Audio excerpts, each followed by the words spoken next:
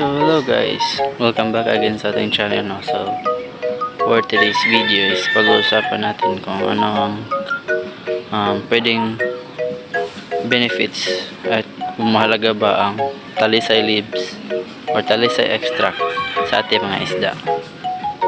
So ayun, kaya ako to naisipan kasi nga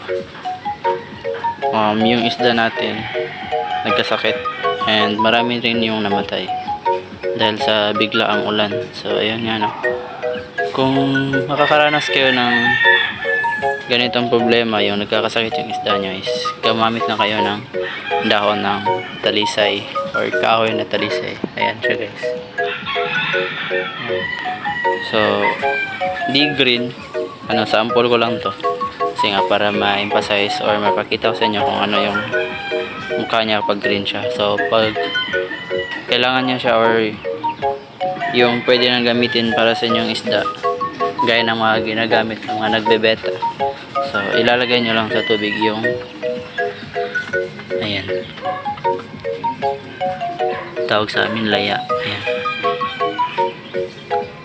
So dito kasi guys, yung gapi ko is nagkasakit sila kasi nga yung nag-iba yung panahon, maraming namatay, puro female, tsaka may mga male din.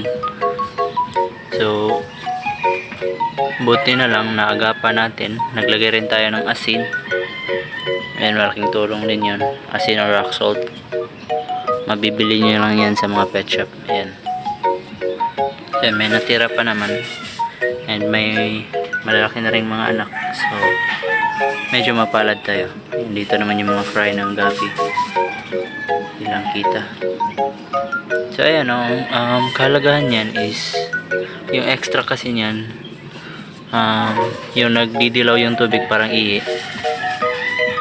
napakalaking tulong din yun sa kanila kasi nga